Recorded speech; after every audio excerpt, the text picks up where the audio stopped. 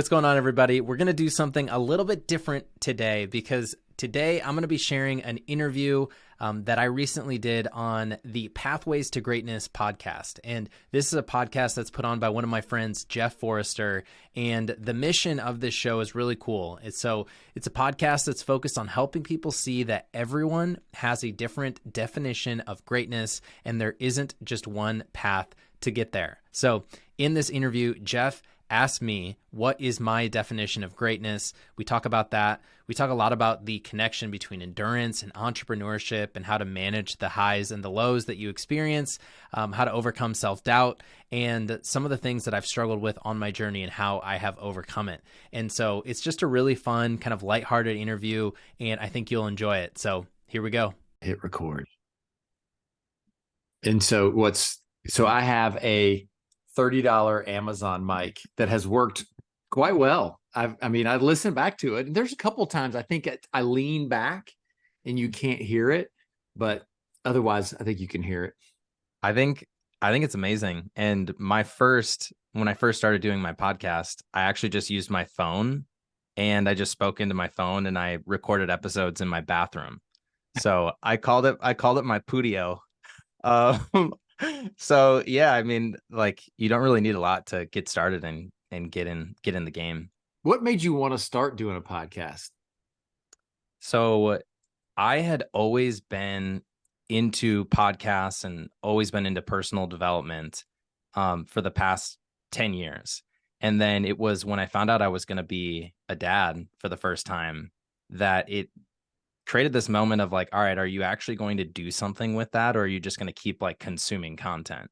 So I ended up going to a Brendan Burchard conference, and it was at that conference where I realized I want to do something as a coach. That was really like my purpose, is to inspire and help other people. And so after that conference and after that meeting, I just decided I need to get in the game and I need to start with something. And so I started with a podcast. And I ended up doing 2 episodes, and then I gave up. And then a few months later, I had another spark, and I was like, if I'm going to get into it, I need to commit this time. And so then I decided to do a podcast every day for a year to fully like commit to it. And that's how I did it. And when you say every day for a year, for the people that are listening that haven't done a podcast, that is a massive commitment, because it's not super laborious to upload, but all the other little things that they want you to do and put show notes. And I've gotten very lazy with show notes because people don't read them anyways.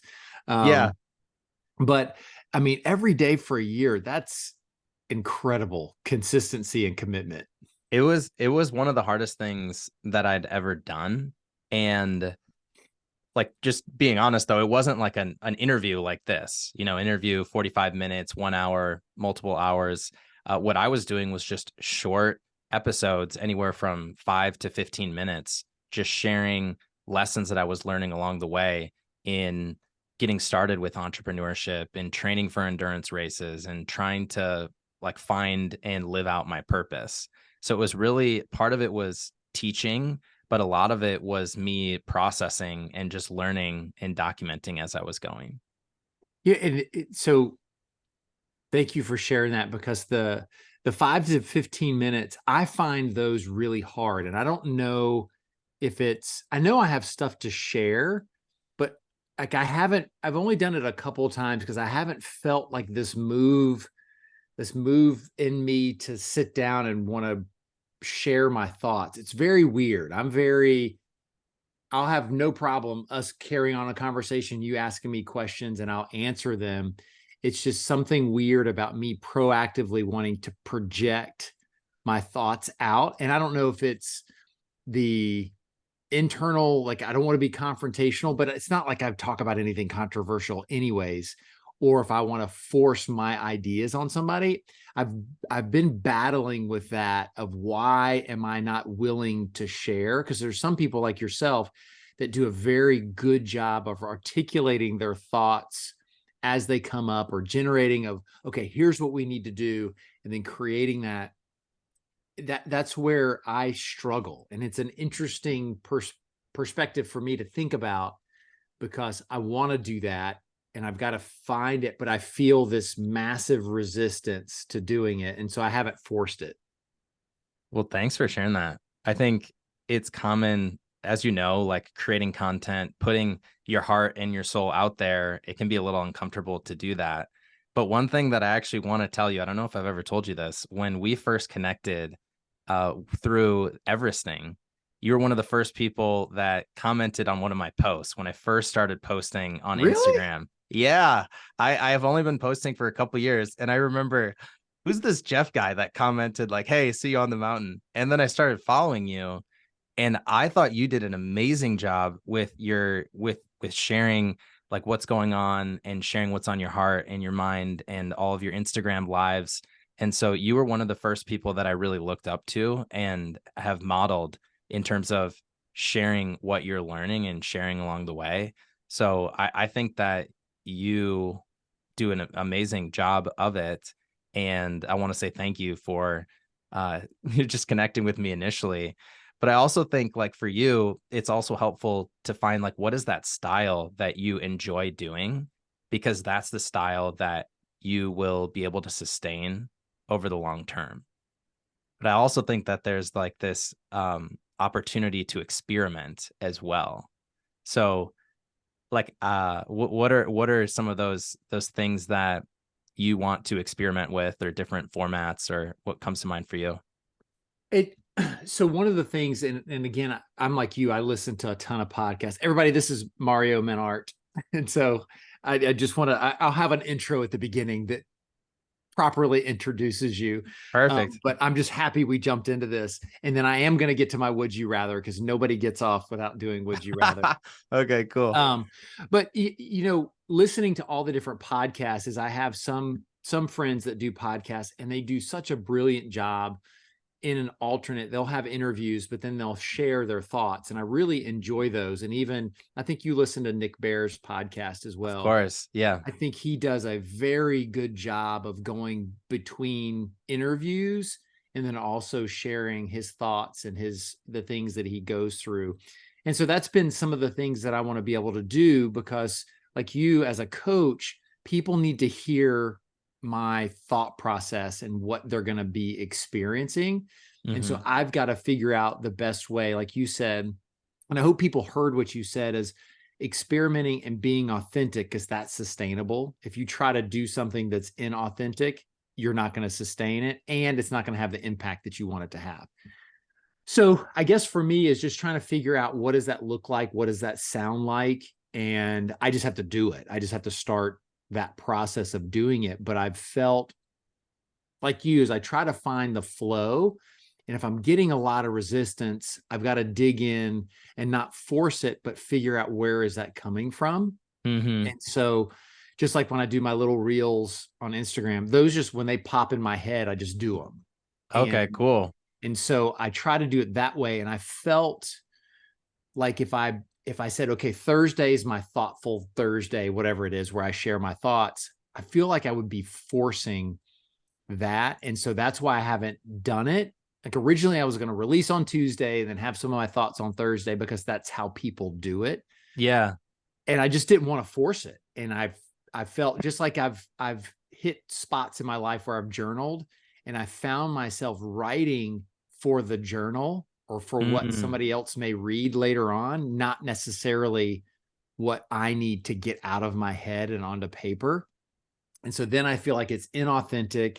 It's me just trying to, again, please other people that may read it one day when Hmm. that's not helping me at all. Yeah. It's so interesting to hear you say that because I actually remember reaching out to you after you did a solo episode on, I think it was the man in the arena quote. I remember Mm. you did like you read that and you talked about the value in that, and that's one of my phrases that I keep coming back to, like in those moments of struggle when you're pursuing, a big thing like building a business or creating content. So I just want to share that with you because I think you're doing a good job. I think you really are, and I think I would just encourage you to keep exploring those different ways that challenge you. but also stimulate you. Yeah, that last part is the trigger. I feel that I've have this busyness season Oh where yeah. I don't even have the space to process my thoughts.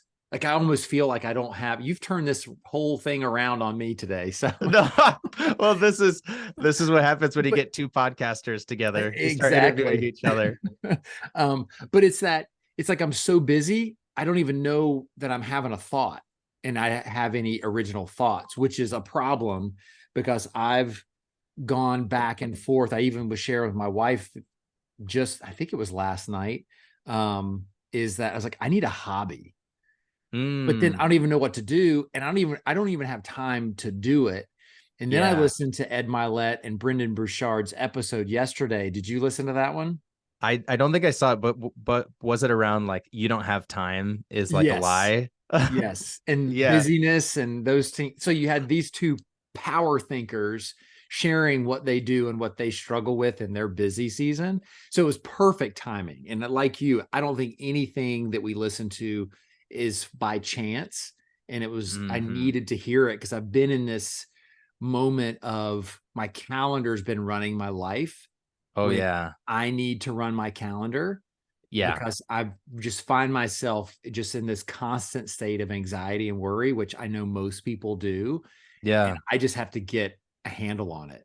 And so that may be where that's coming from of not even feeling like I can sit down and have an original thought because I'm Mm. just trying to stay busy and grow and keep the family in order and Oh my being gosh. an Uber and Yeah, I mean, managing like family life and your career and being a good husband and, prioritizing your faith, all of that is it can be a lot. And that's where like one of the things that because I've experienced this overwhelm and like I don't have time. And that's probably one of like my biggest limiting beliefs that I've had to like overcome is like I'm just so overwhelmed and I don't have the time to be a good husband or be a good dad and grow my business.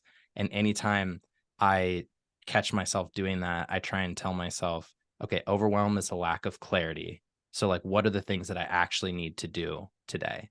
Or how can I make the time, right? Like everybody talks about, it's like you make time for the things that are important to you. So I share that struggle and it's one of the biggest things that I've had to like overcome as well in pursuing all the different hobbies and interests and challenges that we like to take on. yes. Okay, so let's go to would you rather, then we'll come back to this. Let's do it. Because I've got so and everybody when you get a chance, and I know Mario, he shared a little bit about this a second ago, but this was when hashtags were really popular. Yes. So when I started training for 290 getting to the event, I followed the hashtag 29029. And that's where you popped up and I saw you train. And then I saw you on the mountain, which was killer. Yeah. Because as you passed me quickly. And then from that, then we've developed I would say a good friendship through Yeah, Instagram. absolutely.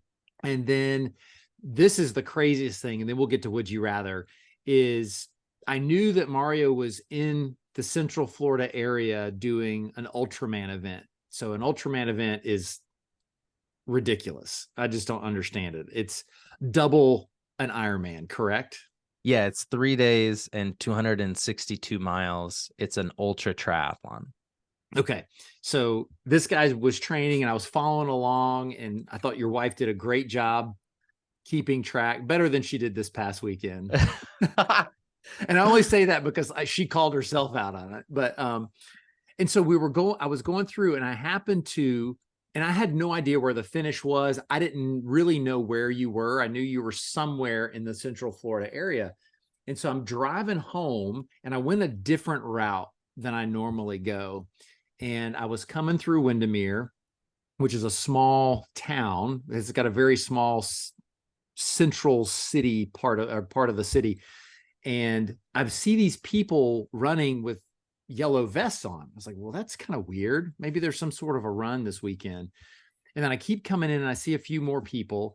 Then I see the finish line. And I knew that your wife had made a post that I can't, it was like 45 minutes or so previously. And I thought, Mhm. okay, I wonder if this is where Mario, this is Ultraman. That's got to be him. And I just felt this overwhelming feeling of pull over and just see. And I Wow. thought, I'm like, okay, he's probably not even here yet. There's no telling where he is, or he's already finished. But it was just this overwhelming feeling of pull over, pull over. So I pull over Amazing. and I get out, and your brother was pacing you.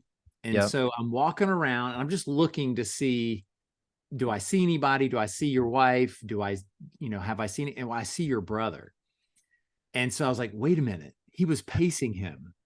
There's a chance that Mario's here. And then I look, and there you were. You had finished what, 15 minutes prior?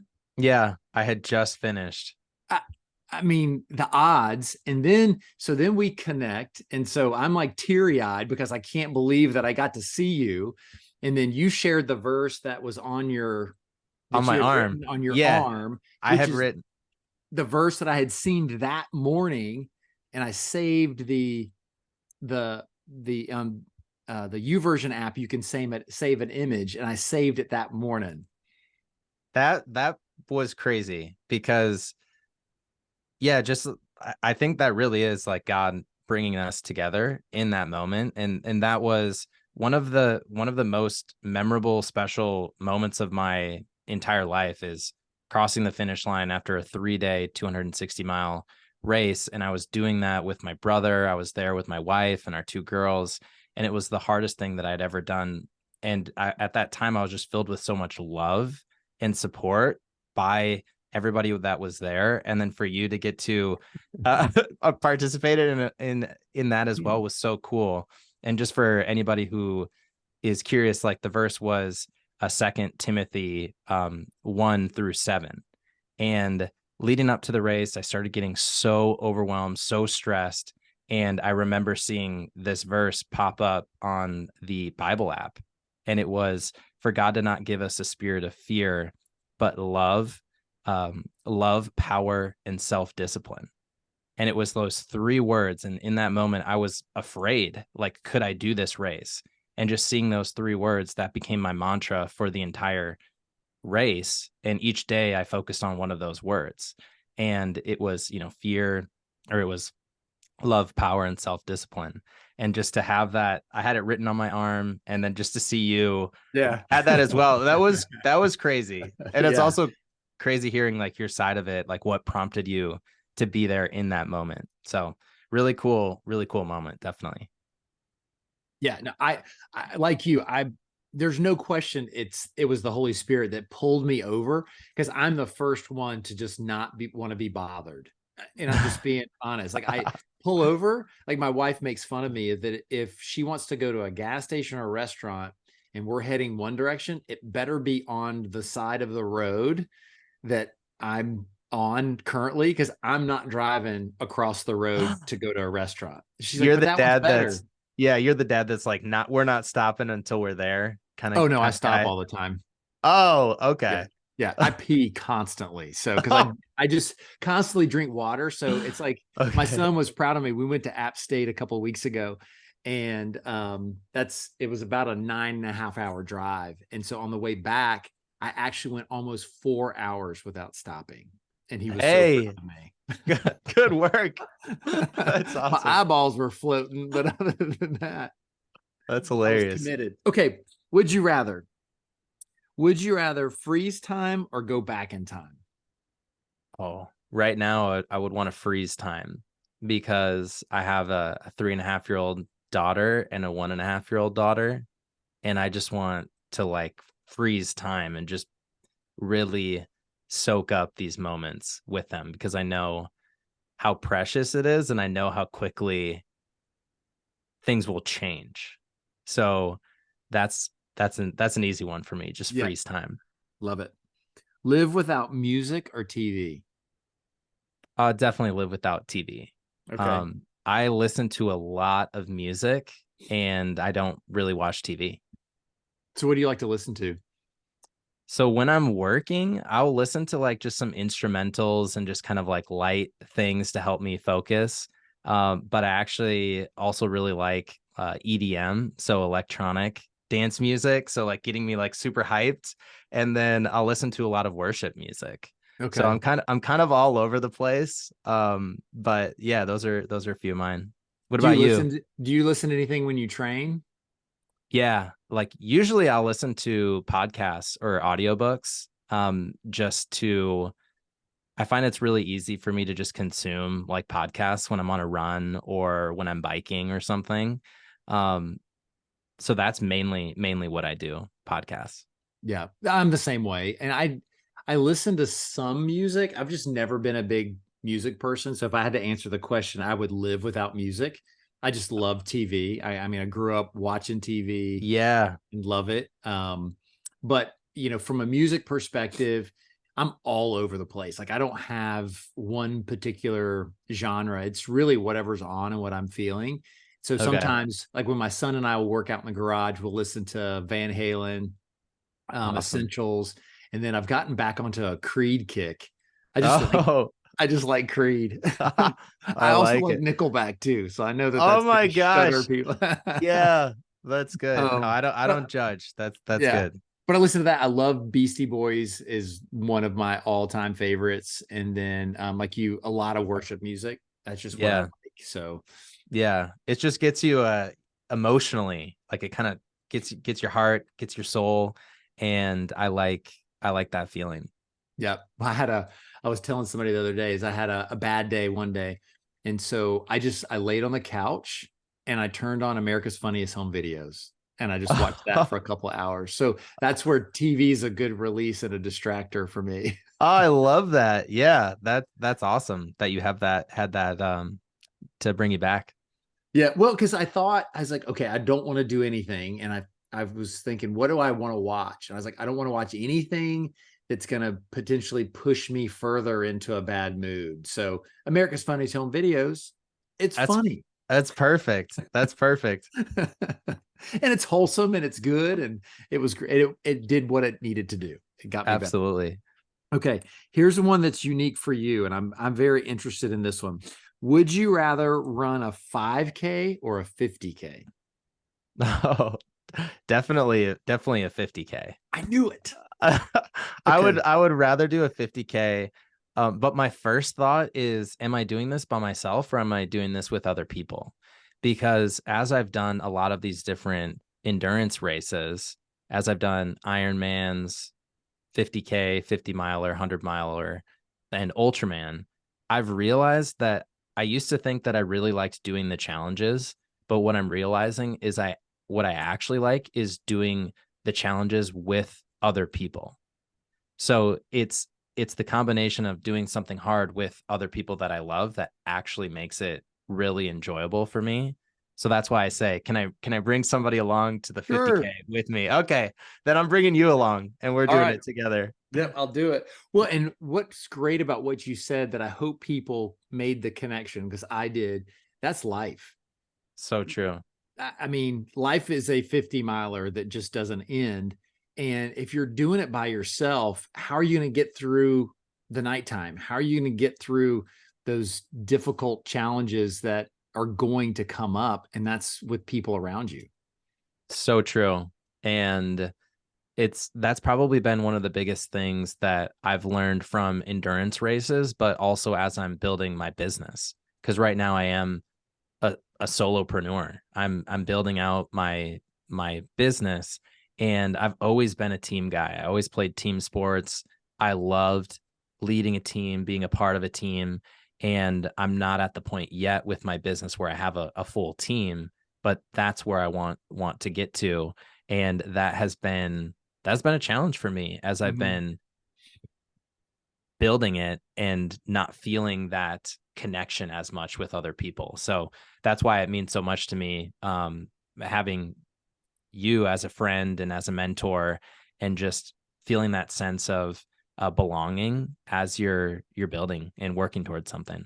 Yeah. And I just can't imagine people that have accepted that they're by themselves. Oh yeah, that they don't have anybody around them, because that's just, it's not a good place to be. And I've experienced depression before, and Yeah. long bouts of it where you do feel like you're all by yourself. But if there's anything that we can encourage you, is you're not by yourself, and So there's true. people around you. And that's what's great about community. And then ultimately is that me and like you is having the faith that Jesus and God is never far away. They're right here next to us. Is that, when people don't have that, it hurts my heart to think that they Yeah. feel that lonely, that they don't have anybody. Yeah. And I know like you and I have talked about the quote, like if you want to go fast, go alone, but if you want to go far, go together. And it's just so true. And there's a lot of different ways, like through social media, that you can connect with people who have similar interests.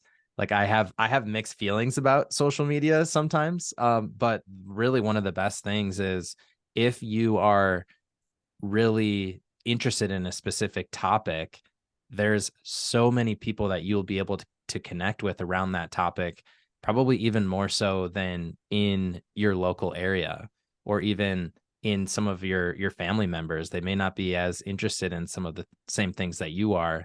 So finding the tools, finding the community, finding your tribe is a huge part of just feeling fulfilled in what you're doing. Definitely. It's like match.com for friends. Yeah. Yeah, I mean, like it's not, like at my age, like how do you actually make friends if you're not in an office and you're not working directly with somebody? It's you need to find friends around the activities that you're interested in. Oh, And some of so, my strongest friendships aren't anywhere near me. yeah, isn't that crazy? And some of them I've never met in person. It's been some of them probably 3+ years, maybe 4 years, and I've never met them in person. That's amazing. Yeah, it's crazy how that changes, like growing up, you just make friends with the people in your neighborhood and school, your sports teams, and this is like the new way to make friends now, what we're Yeah. doing. Yeah, exactly. Okay, the last one is, would you rather have pizza or tacos? That's another easy one. I had pizza at my wedding with my wife. That's how much we love pizza. So yeah, pizza all the way. Breakfast pizza, deep dish, thin crust, all of it. I'm here So for it. as long as there's bread, sauce, and cheese. Yeah, it's a win. I mean, tacos are good too, but pizza's undefeated. Yeah. Like if you could pick your favorite toppings on a pizza, what would they be? We would go with a deep dish spicy Hawaiian pizza. So I know this might be controversial, but I do love pineapple, and I do believe it belongs on pizza. And yeah, some spicy sausage, some mushrooms, some onions, some green peppers. That's definitely the way to go. That's awesome. But yeah, not only is it controversial because you put pineapple on your pizza, but you also said deep dish. So you have those two different schools. So Oh you've yeah. created a controversial post. Yeah, Well, hopefully I don't get they hopefully this say doesn't that, get taken down or something. yeah. Well, they say that controversy, if you can create division, that's what makes you an influencer. So maybe Oh, that's your next post. I hate that though, because it's funny saying I hate that. I like one of my strengths is harmony. Mhm. So like I'm always the person in the team that's like getting people to work together, and doesn't see a lot of value in the disagreements part. And that's one thing I've had to like also like work through and realize, okay, there's a ton of value in that. So I know what you mean, like in creating the polarity with your content. So What's funny is one of my highest liked reels was the one that I put out about creating controversy and saying that I hate celery, because I do legitimately hate celery. I had more comments on that than I have on probably 75% of the things that I put up. isn't that funny? Like you have this mission of, sharing your heart and glorifying Yes. God and inspiring other people to go on and do amazing things. And you've done hundreds or thousands of posts on that. And then you do one on celery and people love it. I I think that's hilarious. And I guess it's a good lesson for you and I as we're just brainstorming and thinking out loud. It's just sticking your flag into the ground and having a standard and saying, this is what I believe in, and you're not going to change my mind. And it Yeah. so happened it was celery that I was talking about. That's good. Well, you're lucky. I don't really have any strong opinions about celery here. Or I'm not. It's not like I love celery, but that's amazing. Yeah, if it disappeared, I'd be a-okay. I think I would be okay with it too. It doesn't It really serves add much. no purpose. And then people are like, well, if you put like ants on a log, you put peanut butter and raisins. I was like, okay, that's a weird combination, anyways. And then on celery, I'll just have peanut butter and raisins. I don't need the celery. Yeah, I'll get a yeah, spoon. that's good. I like that. Okay. Well, Mario, just I know that we have similar networks, but there's a potential that you'll be bringing people in that aren't aware of what this podcast is.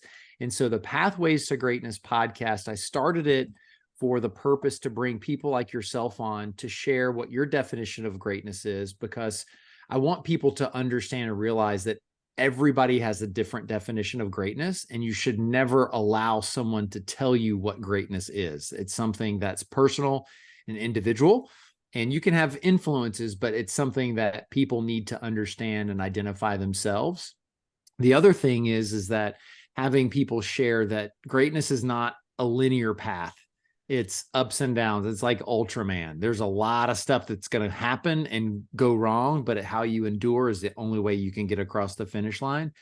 And that comes to the last point, is just, I don't want people to quit. I want to keep people motivated, inspired, and equipped. So not just the inspiration, the motivation, but how do you keep going? Like, what are the things to do? And so that's the purpose of the podcast. So I'll ask you, what is your definition of greatness? I love this. I think it's a great question. So for me, like my definition of greatness is using my story and my strengths to serve other people. I just think that there's every single person that's listening to this, you have a story and you were created for a reason. You have strengths, you have talents, and you have gifts. And the best way, I believe, to use those is to help other people. That's one of the biggest things. Like growing up, my dad was a football coach, a teacher. He was involved with FCA as well. I see you're rocking the Oh, FCA yeah. shirt. Yeah. And he always said like purpose is using your strengths to meet the world's greatest need. And so I've kind of adapted that just based off of my own experience. But that's my definition. That's a great definition. So you talked about it earlier about setting off in a brand new chapter of life. So you've got a young family and you had a job, and then all of a sudden you've shifted and you've decided to create your own coaching business. So one, talk to us about what was the factor that made you feel so strongly to walk away from one and start something that was completely unknown. It's yeah. So I would say 10 years ago, I had my first job out of college. I studied education and I was teaching high school Spanish. And after the first year of teaching, like I loved the relationships with the kids, but I felt a little limited being in a classroom. And I started searching for new potential routes that I could take and ended up getting connected with a startup company in Iowa. And at the time, it was one of the biggest decisions that I was faced with. Do I keep going down this path of education and, become a teacher and a coach, or do I explore this unknown world of entrepreneurship? And I decided to explore the unknown and move from Minnesota to Iowa and start working at a startup. And I loved it. I just grew so much. I was very stimulated in like a fast growing competitive environment. I love the people that I worked with. And that was the first time that I chose the uncertain path, because up until that moment, I always just kind of took the safe route. And so then I found myself again recently um, being curious about like why was I created and how could I serve more people doing my own thing. And I was faced with the same decision again. Do I keep working at this job that I was really good at? It was comfortable. We were doing some cool things, building mobile apps, or do I explore the unknown? And if I feel like I made one of the best decisions of my life, choosing the unknown the previous time, I felt like that was just good evidence for taking that uncertain path again. And I just knew if I never gave myself the opportunity to try and build my own business, I think it would be one of those things that I would look back on and I would regret. And so I just know that this is why I was created. I have a story to tell. I have a lot of strengths to share, and I want to impact other people with that. That's awesome. And what I want people to focus on is that in your journey for greatness, there are going to be times of uncertainty. Oh yeah. And when you look down the path, you're going, okay, I have no idea where this is going to go next, but I think this is the way. Yeah. And just to build off of that, like one thing that I'm really big on is having like a strong long-term vision. So a 5-year, a 10-year vision of what do you want your life to look like. So I knew that if I want to be at this certain place in 5 to 10 years, then I need to make certain decisions to help me get there. So the vision was there, but it's always hard making that change. And then once you make that change and you're now on your own, growing your own business, there's highs and lows like you know about in terms of highs and lows with revenue, with your belief in yourself. And yeah, like it's not like you just make this decision and you feel really good about it at the time and that's how you feel 100% of the time. It is a daily high and low of like one moment I'm feeling on top of the world. I'm coaching a client, just feeling super energized and absolutely loving it. And then a few hours later, I'm doubting myself and unsure, like, what the heck am I doing? Should I get another job? Then after that, you hear, some positive feedback on a piece of content or a podcast. And it's just like this emotional roller coaster. And that's why what I call like inner endurance or resilience or grit is so important, because if you believe in your long-term vision, if you believe that this is what you're meant to do, then you need to be able to push through the low moments to fully like be on the path of greatness. Yeah. So help people, because there's no question, me included, that they're battling with those insecurities. They're battling with finding that inner resilience, finding that grit that they need. How do you help people identify that and then create a system to consistently battle the ups and downs? Yeah, such a great question. And I would be curious how you overcome it and what you help other people with. But the way that I think about this is I think the way that I would prepare for a race is the way that I prepare for the ups and downs that I experience in business on a daily basis. So if I'm preparing for one of the biggest races of my life, I'm going to expect that there's going to be adversity. So I'm going to anticipate that there's going to be obstacles. And what I typically do before a race is I list out what are the things that I'm worried about. If that happens, what are 2 things that I'll say to myself? And then what's one thing that I'll do to overcome it? So you prepare for the adversity ahead of time and like that it's going to happen. And so then when it actually happens, you kind of have a plan for it. So that's the first thing that I would say. But then another tool that I use is anytime I experience adversity and I have like a low after it, I have a checklist that I've written out and prepared ahead of time of like a message that I have typed out to myself. Say, hey, Mario, like you're experiencing a setback right now. You're probably doubting yourself. That's okay. Let me remind you of a few things. God created you for this. This is an opportunity for growth. This is going to help you coach somebody else through this in the future. Here are some things that you need to do. journal, meditate, pray, move your body. And I find that having those tools are the things that actually help you deal with it when it does happen. So I try and prepare ahead of time, and then also have like specific things that I can do when I'm in those lows. But is there anything that you do, or anything that you think about, or anything that you say to help build resilience in your everyday life? Yeah, and I really like what you shared, and then I'll get to mine. Is that I want people to hear is that you prepare, so it's not that you're winging it. You literally are intentional about what obstacles that you'll have in front of you. And I used a quote, and most people have heard it, that Mike Tyson talked about, is that everybody has a plan until you get punched in the face. And Yep. so I like to say, but every boxer knows they're going to get punched in the face. So they're not surprised when it happens. They know how to react and know how to respond. Now, you don't know when that punch is going to happen. You just Yep. know that it's going to happen at some point. And the severity of the punch also dictates how you respond. So I really like what you stated, and how you list out the plan for the adversity. How are you going to handle it? And then I also like how you have typed out statements to yourself to bring you back at that moment.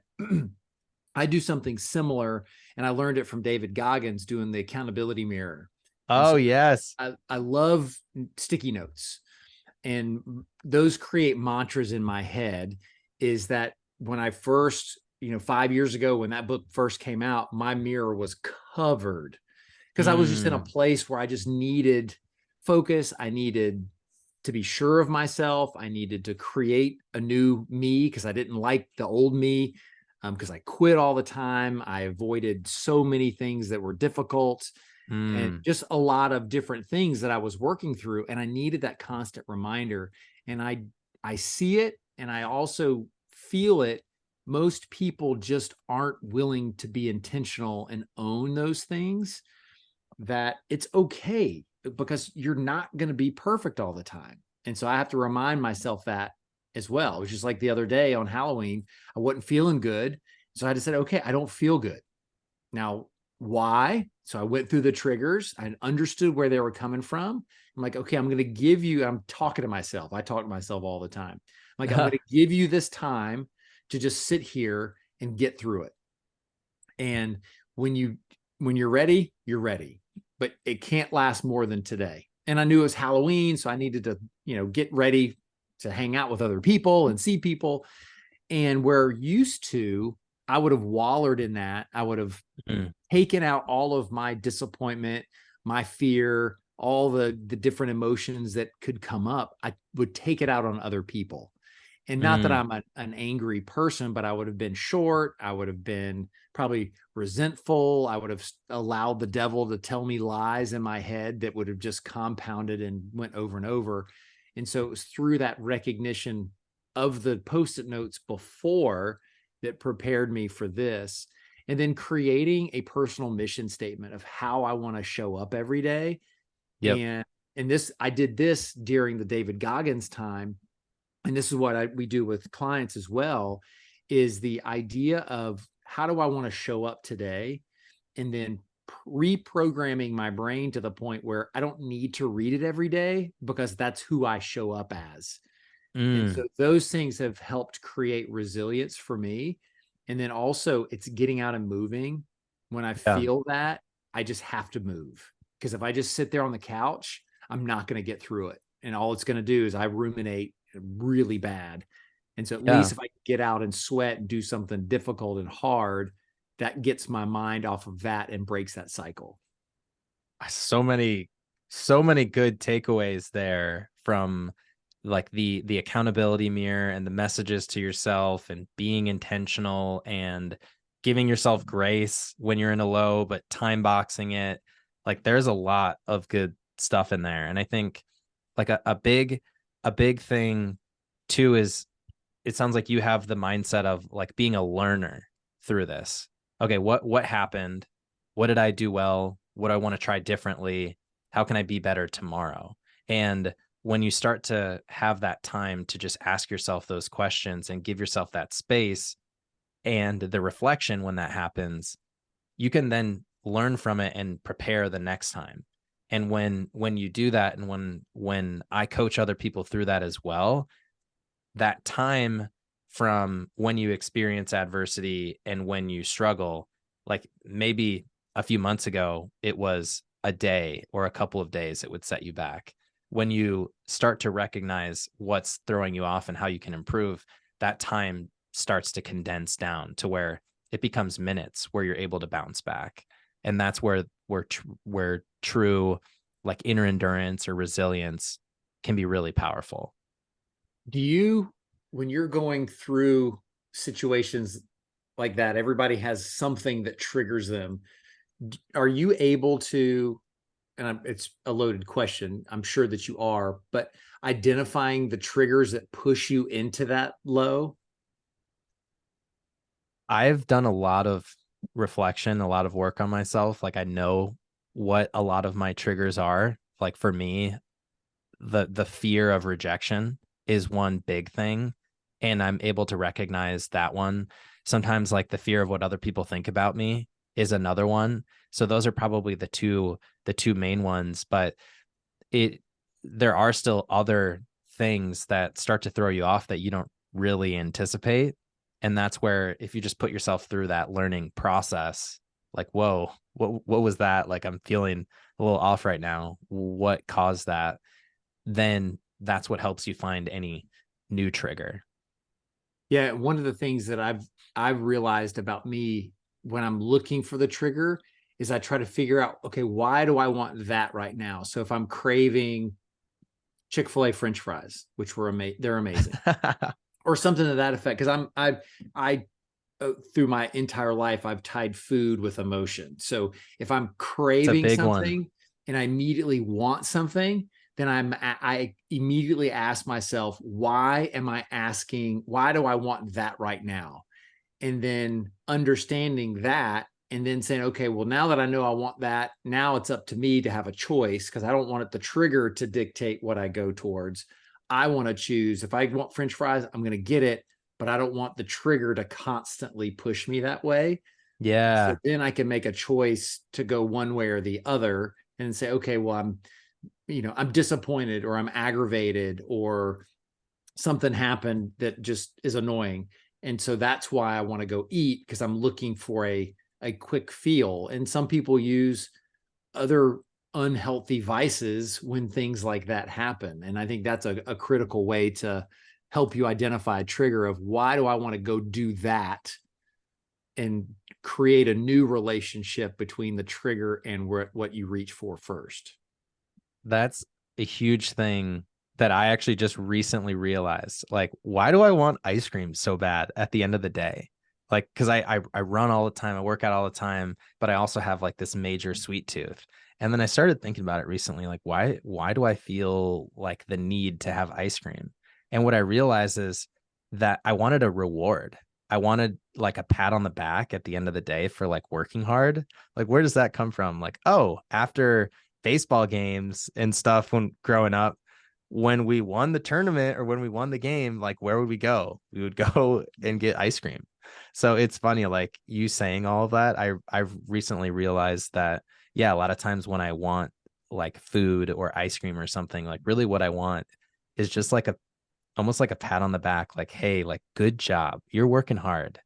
So yeah, I think that's a really powerful thing to realize. Well, and as adults, how many times is it, we just closed the big deal, let's go get a drink at the bar, Absolutely. or go do something to that effect, when it's, why can't you say, we just closed a big deal, let's go run a 5K? Let's go run a 50K That's and right. celebrate. Yeah, we might say that, but most normal people wouldn't. But it's still, it's that relationship, because again, people can have an unhealthy relationship with exercise. It's true. That if they Yeah, want to, definitely. I know people that that's their way to punish themselves Hmm. for things that they've done in their life, is like, I'm just going to run myself into the ground because that's what Or, I deserve. or prove to yourself that you can do something, or like that, you know, fueling that sense of achievement or accomplishment, because that's a big part of someone's identity. I've definitely realized that as well. Like sometimes I feel this need to achieve and feel this need to um, do some of those things where now I realize what I actually love is just having like an experience, a memorable experience with people that I love. And it's just a really fun way to bond. So I know exactly what you mean. So let's stay there for a minute, because when you start a business, you have two two different directions that you can take. Is the motivation success, or is the motivation fulfillment and creating impact and helping others? And how do you balance the two? And is one more right than the other? Oh man. I wish I had the answer to this one. I have no idea. Honestly, I don't, but I don't think that they are, exclusive things. I don't think that you choose one or the other. I think it becomes, what does it look like for you to have both? Like how can you find, again, it comes back to how can you use your strengths and your story to serve other people? If you're using the things that you are good at and you're using your story, like the mess of your story, the things that you've overcome to serve other people, to help other people, I find that that's a good sweet spot for both fulfillment and success. Because when you're helping other people achieve something, then I think it helps in both of those areas. That's how I think about it currently. But I would love your take on that. Are there any thoughts that you have or anything that you've learned? Yeah, well, you can't That, tie things on to financial success, because, at least for me, because then I would be devastated for the past 2 years because I haven't had it. hmm, But what I've had is the fulfillment in seeing people, like you said, helping people, seeing people see themselves in a different light, in a positive light, going for something that they never thought they would either had the capacity to go for hmm, or didn't. It's also seeing people break an unhealthy perspective of themselves. I had yeah. a young man that he talked about how he was just a bad student, college wasn't for him. And then we went through it. He was just highly disorganized. It created a Mm, ton of anxiety in his life every single day, to where he hated school because he didn't wow. know how to just create a schedule. And we worked together for 12 weeks, and he's like, he re-enrolled in school.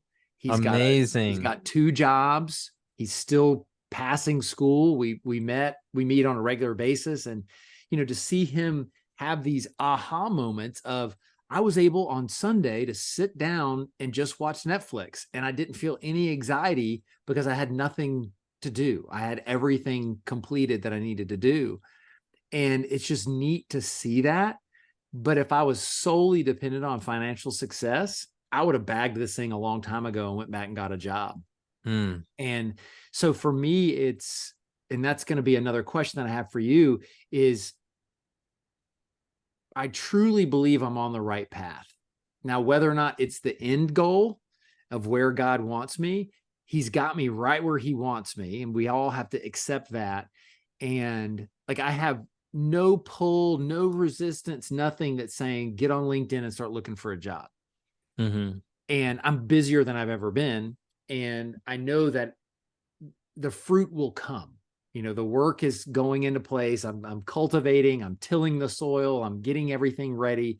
The fruit will come, because I wouldn't be on this path if there wasn't the goal that needed to be fulfilled, because I feel fulfilled every day. And Mm, so it's translating that eventually, like you said, is into financial success, because I need to support my family. yeah. I need to do those things because we all have bills to pay. But for me right now, it was the scariest decision I made to not go back and get a full-time job, and to launch out on this process. And I realized how ill-equipped I was, even though I've managed $100 millions of business that I've been in charge of, and big budgets and all these things. But when you start with nothing and you Yep. start on the ground level and it's just you, it Yep. is not for the faint of heart. It's not. And I just feel everything that you're saying. Like, I was thinking, I've got 10 years of experience. I've been podcasting. You know, I thought I would be able to like really figure it out by now based off of my my background, my expertise. But yeah, you don't know what you don't know. And this is where I just always like bring it back to endurance, because that's been such a big part of my life. When I first started with triathlons, I didn't even really swim. I didn't own a bike. I didn't know how to ride a road bike, and I never really ran for exercise, but I just stuck with it. And I kept signing up for different races, and I loved it, learned from other people. And a decade later, I did the Ultraman, which 34 people from around the world from 17 different countries did this year. So it took me a decade, but I went from not really being able to bike or swim to doing one of the hardest things in the entire world. And then how can I apply that same process to my business? Well, it just becomes I need to stick with it. I need to have grit. I need to find the right people around me. And the hardest part for me, because I know that it's true, if I stick with it, it's just going to work. And in a lot of ways it's already working. But the hardest part is not being sure of what that timeline is. Right? Yes. Because it's like, all right, like I know this in this race, I know when it ends. I know when I can get through it. Even when it's 100 miles, I know it's going to be about 24 hours. But in this infinite game of entrepreneurship, you it doesn't really end. There's no like date. So the hardest part for me has been learning patience. And I don't have the patience. I haven't learned that skill yet. And that's where I think you and I have really connected over. That's where faith comes in. Yes. Faith is what fuels you to have the patience to pursue the mission. That's the hardest part for me. Yeah. And that's like with a race, Ultraman, 100 miler, there's a finish line Exactly. and there's a timeline. There's a time limit that Yep. if you don't hit that, and even with 29029, as hard as it was, we knew at some point we could get off the mountain. Yep. Exactly. Imagine if you had to keep walking up that mountain until they told you to stop. And yeah, and you never knew. Yeah. No. You're And just it like, feels like you're like, how many more of these laps? yeah, that's basically what entrepreneurship is, right? It's like you're doing this thing that you believe in, you're feeling good about it. There's definitely some highs and lows, there's doubt. But the real like joy is doing it, is having the opportunity to do the work. So I don't know. It's wild, and I don't have it all figured out yet, and I'm grateful that we have been able to connect and bond over it. Yeah, because you have to. And if it wasn't like you put it up a few days ago, or actually probably now a few weeks ago, where you were just struggling. You had a rough day, Yep. rough week, whatever it was. And I'm sitting there thinking, bro, I'm right there with you. And maybe that week I wasn't in that spot, but I've been in that spot and I know I'm going to be back in that spot. And it's it's just like is grief feels like it's you're in it forever. And then Yes. as time goes on, it's not a month that you're grieving, it's now 3 weeks, and then it becomes 2 weeks, and it's every other day. And it's not that it doesn't disappear, it's just not all the time every day. So I lost my dad 32 years ago to cancer. Well, it was Mm, a rough, probably decade after that, in the sense of I just didn't know how to grieve. And yeah. there's still days 32 years later that will surface and I'm Wow. missing. Yeah. And but it's not like an everyday thing, because there were times where I couldn't even have said those words without breaking down. And it Mm, still catches me every now and again when I talk about it. And that's okay. And that's where people need to understand, is that as they're battling, the days are long, sometimes the months are even longer, but it's through a connection and being able to just somebody just go, I hear you. I feel you. Let's hug it out, virtual Yeah, or not, whatever it is. And that's where community is so important. so true. Yeah, thank you for sharing that with me. And that's what's cool. Again, talking about 29029 is knowing, and then you with the Ultraman is everybody that was out there could relate, is you had a Yes. connection and a bond because you're all in it at the same time. You all know how hard it is. Like, even though like on the mountain, you were faster than I was, you had the same hard as I was. The mountain was still hard. Yeah. And again, there, like everybody was in it together. It wasn't really like a competition. There's so much community and collaboration there. And I think that's another really powerful example of like how to approach business and entrepreneurship as well. If we approach it from a place of like, how can I support you? How can you support me? Because we're both better for it, then that's where everybody wins. And to me, Mario, this is a great example of having a pathway to greatness with other people. Like, this Mm, conversation is it. It's, I mean, so everybody, true. there was no format. It went completely all over the place, Yeah, it's all fun. gold for sure, because it's us talking through the things that are in our head. And you've got to find somebody. If I can't stress it enough, find someone that you can do this with, because you can't do it alone. We're not Hmm. designed to do this alone. Not at And if you all. try, that's a sure sign of failure, is doing it by 100%. yourself.